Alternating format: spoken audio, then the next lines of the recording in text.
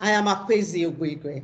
I live and work from Abuja, the capital city of Nigeria, in the field of transforming learning and engaging with on-the-ground community transformation projects.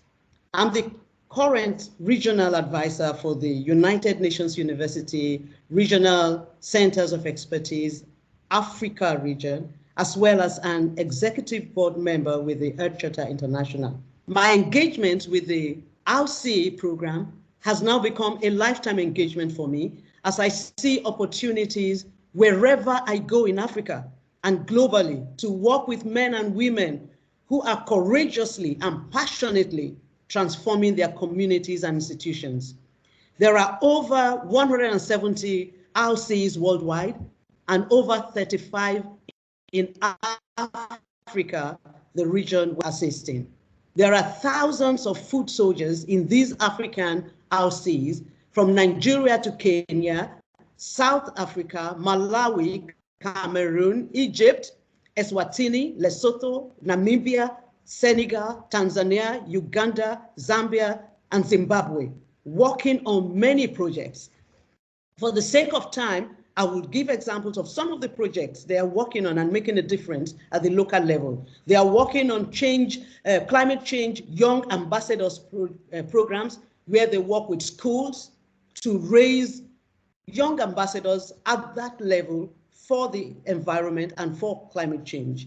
They're working on local strategies to build resilience for community members, climate proofing and transforming of key economic systems, particularly at the community level. They are working on research on new economic model and resiliency framework. And there's a lot of work with higher education, linking higher education with local communities engagement on climate change issues and other wider environment issues. We also have a lot of projects here in Africa working in collaboration with UNESCO on education for sustainable development for educators, as well as the UNESCO Green Citizens Program. We have local programs at the community level by RCEs that are working and engaging in research in new technologies, as well as indigenous science. We have those that have to do with new partnerships, alliances on pandemic preparedness, provision of online education access through solar technology to remote schools. We have projects with the elderly and retired persons, how to mobilize their knowledge, even though retired, to benefit their communities. They are involved in career counseling for young people towards environmental careers and green technologies. Tree planting, of course, that abounds in all the RCEs in Africa. River cleanups and regeneration, those abound. And of course, the university community research on desertation, environmental degradation, refugees, community conflict, internally displaced persons, several programs ongoing here in the RCEs in Africa.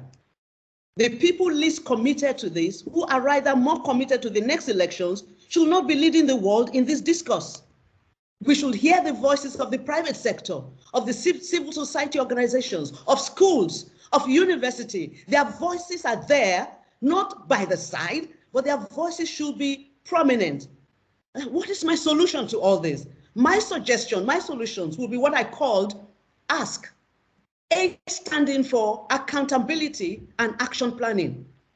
The COP should be a place where you come to give a concrete report of what you have done, how you spent money, how you corrected what went wrong, how you solved problem of the citizens.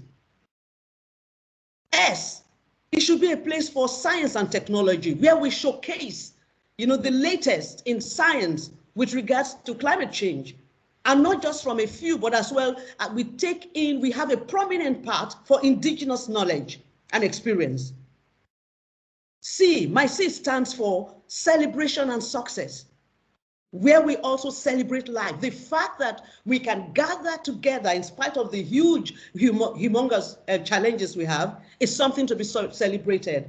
And we have success stories like this course that is taking place now, and many other, actions in the hinges.